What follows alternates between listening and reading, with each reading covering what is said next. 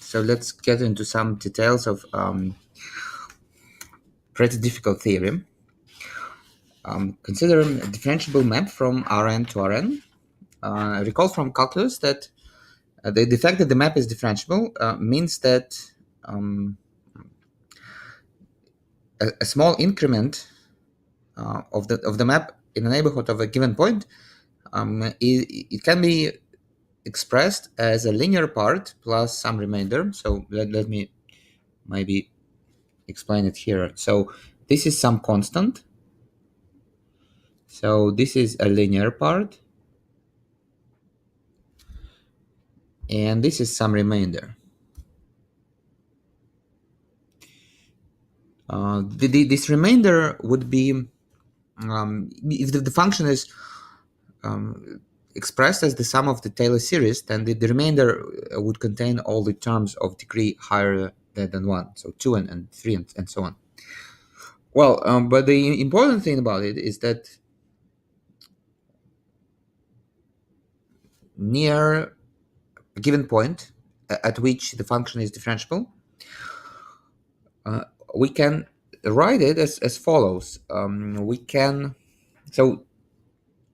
write it like this. So it is approximately equal to its own value at the given point plus some matrix times the increment of the independent variable. So notice that here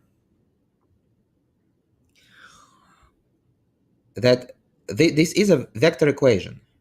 So you can think of both x and y. So here x naught, y, and x naught and y, they are vectors, so they belong to Rn.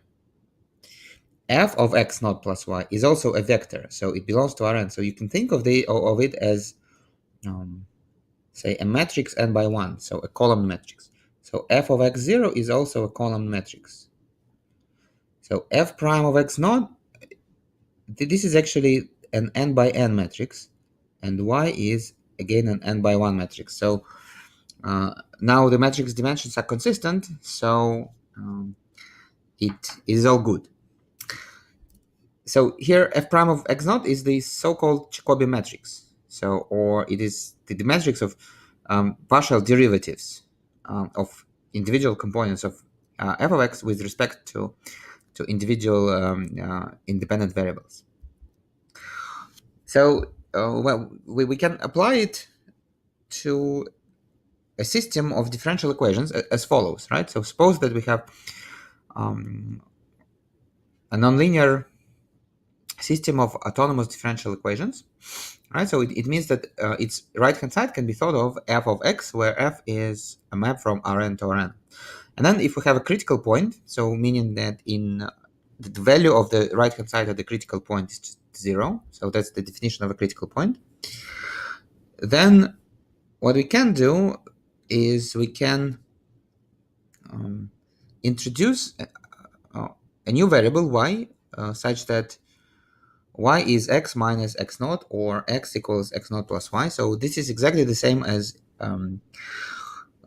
in today's lecture when we transformed a linear system, a linear non-homogeneous system. So it's the same type of transformation, only when we apply it here, the resulting system is not going to be linear. But notice that, well, I wrote it like this, approximately equal.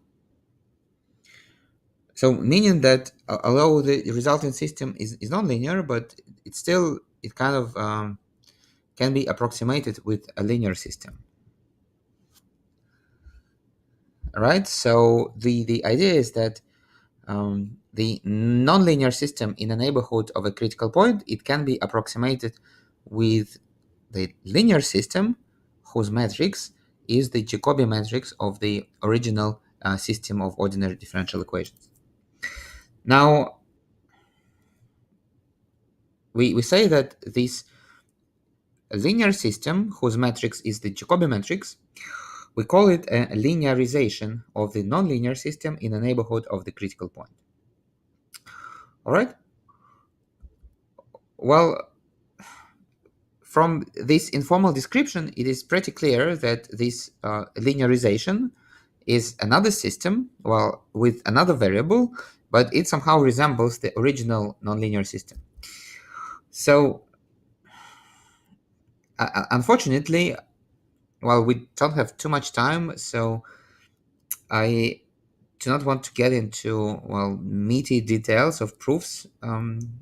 So I sometimes I do give you proofs, but when the proofs are relatively simple, this is not relatively simple, but again, it's not rocket science. So if you are interested in the proof of what exactly I mean by saying that the linearized system resembles the original nonlinear system, please let me know in comments to this post, to this YouTube video. So I will refer you to the right references. So anyway, so we say that a critical point is not degenerate if the determinant of the Jacobi matrix is not zero. So it's actually very similar um, to the notion from calculus 3 when we talked about critical points of functions of several variables.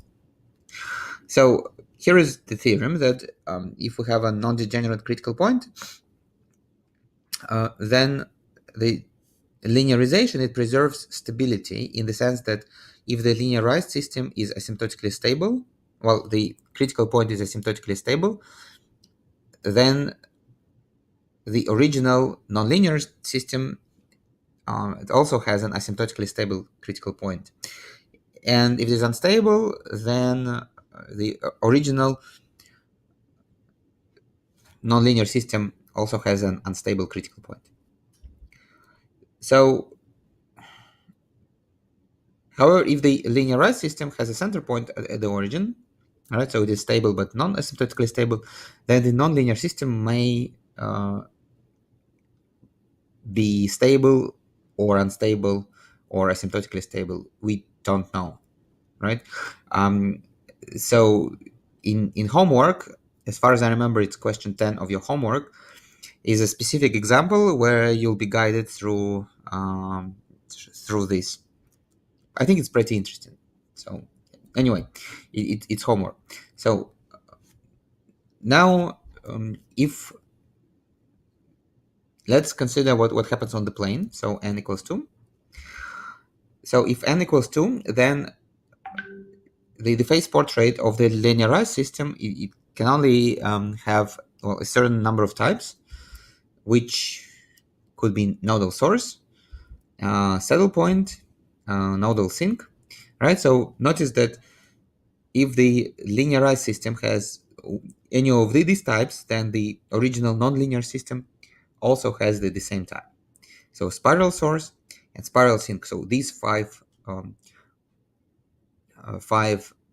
types of the critical point are preserved by linearization. So if the linear system has one of these five types of critical points, then the original nonlinear system also has the same type of the critical point.